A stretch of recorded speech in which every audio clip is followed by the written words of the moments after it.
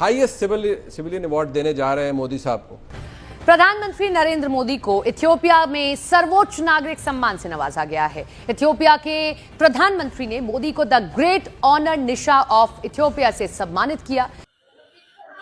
Narendra Modi is still the most popular leader. Prime Minister Modi now would be the first international head of state or head of government to receive this award. Asif साहब, मुझे एक बात का मतलब तो बताइएगा कि मोदी है तो मुमकिन है।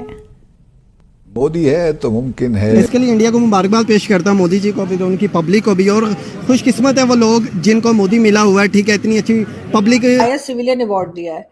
सर ये चक्कर क्या है? मोदी जी जहां जाते हैं हाईएस्ट सिविलियन अवार्ड लेकर आ जाते हैं। मतलब पाकिस्तान के कठपुतली वजीर आजम शहबाज शरीफ की रूसी सदर व्लादिमीर पुतिन ने सूखी सूखी कर दी।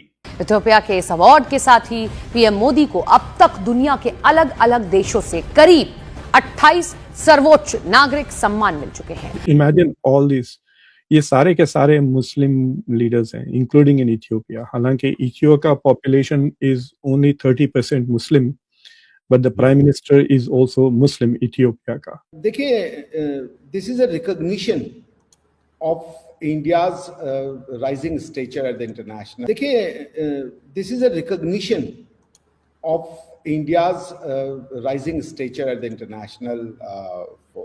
International committee of Nations.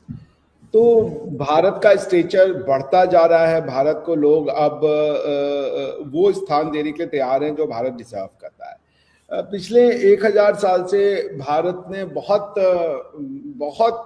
जिसे समझ लीजिए परेशानियां देखी, ब्लडशेड देखा, और उसके बाद से वो उठ नहीं पा रहा था। अपनी आइडेंटिटी, अपनी छवि को लेकर के भारत बहुत ज्यादा जिसे कह लीजिए डाउट करने लग गया था। प्लस कुछ भारतीयों ने भी इस डाउट को और बढ़ाने का काम किया।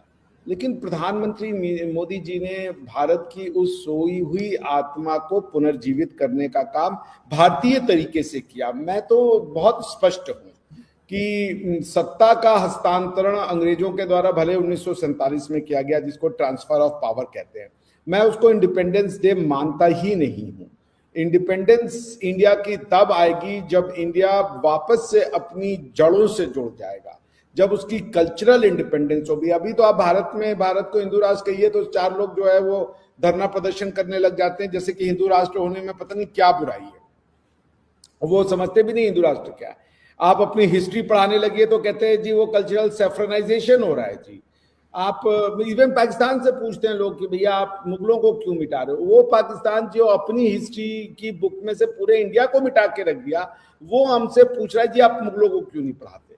तो भारत को भारत बनने के लिए, भारत को भारतीय पहचान दिलाने के लिए प्रधानमंत्री मोदी जी का योगदान वो अतुलनीय है। और इसको अब भारत को लोग भारत के रूप में एक्सेप्ट कर रहे हैं। पूरा विश्व भारतीय जो लीडरशिप है उसको अब एक तरीके से एम्ब्रेस करने को तैयार है। और भारत का प्रतिनिधित्व प्रधानमंत्री मोदी जी के व्यक्तित्व के अलावा किसी और के पास अभी संभव नहीं था। बहुत से भारतीय आएंगे जो और भी ऊंचा भारत को ले जाएंगे, मुझे पूरा इस पर भरोसा है। लेकिन आदू जी, प्रधानमंत्री मोदी जी ने भारत की जो आत्मा है उसको जगाने का काम किया है, भारतीयों में विश्वास लगाने का काम किया है। तो इसलिए ये जो एडवर्टीजमेंट है, बस ये सेंटेंस बहुत, ये जो एडवर्टीजमेंट क्षमा कीजिएगा, ये जो उनको हाईएस्ट सिविलियन अवार्ड दिया जाता है ना, वो कहीं जाते हैं तो संस्कृत मंत्रोच्चार होता है, वो कहीं जाते हैं तो उनको भारतीय परिधानों में, वेशभूषा में, भारतीय कल्चर में उनका स्वागत सत्कार किया जाता है। वो कहीं पे जाकर के वेस्टर्नलाइज, मैं वेस्ट को बुरा नहीं कह रहा, वेस्ट भी उतना ही अच्छा है जितना कि हमारा कल्चर है, मैं वेस्ट की बुराई नहीं कर रहा। लेकिन मैं कह रहा हूँ कि प्रधानमंत्री मोदी जी जब जाते हैं तो अब उनको वेस्टर्न होने की जरूरत नहीं है। पहले क्या था कि हमारे लोग वेस्टर्न होने के लिए मरे जा रहे थे, अब वो भारतवर्ष नहीं है। तो ये मैं कहता हूं कि भारत की जो नैतिक चेतना है, जो आध्यात्मिक चेतना है, उसको जगाने का काम प्रधानमंत्री मोदी ने किया है और विश्व उनकी इस कंट्रीब्यूशन को। पाकिस्तान के कठपुतली वजीर आजम शहबाज शरीफ की रूसी सदर व्लादिमीर पुतिन ने सूखी सूखी कर दी। जगह थी तुर्कमेनिस्तान और हो रही थी एक आलमी सतह पे मीटिंग, जहां पे एर्दोआन साहब भी पहुंचे हुए थे, रशियन प्रेसिडेंट भी पहुंचे हुए थे, सब लोग मौजूद थे। ग्लोबल साउथ का एक समा बना हुआ था और वहां पे एक बायलैटरल मीटअप अरेंज हुआ था इन एडवांस पाकिस्तानी कठपुतली वजीर आजम शहबाज शरीफ और रूसी सदर व्लादिमीर पुतिन के दरमियान। शहबाज शरीफ पहुंचे अपनी डेलीगेशन के साथ, जिसके अंदर सब बाकी कठपुतलियां जो बेसिकली नाचती हैं ट्रंप के इशारों पे और फील्ड मार्शल के डंडे पे। और क्या हुआ उनके साथ, मुलाहिजा फरमाएं।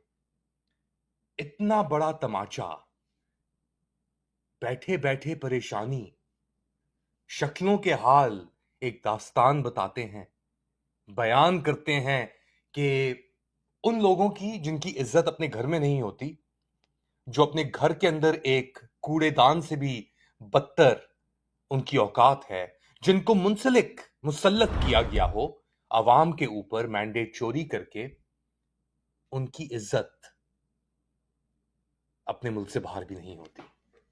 उनको टिश्यू पेपर की तरह चाहे ट्रंप इस्तेमाल करे कायरो में और बुलाए स्टेज पे अपनी बेइज्जती खुद ही कराने के लिए, या एक डिप्लोमेटिक फोरम पे उनको इंतजार करवाया जाए according to RT Russian media sources 40 minute तक, और फिर वो तड़पा के, घबरा के, परेशान होके, क्योंकि औकात तो इंसान को अपनी पता होती है ना कि असलियत क्या है, असलियत से इंसान नहीं छुप सकता।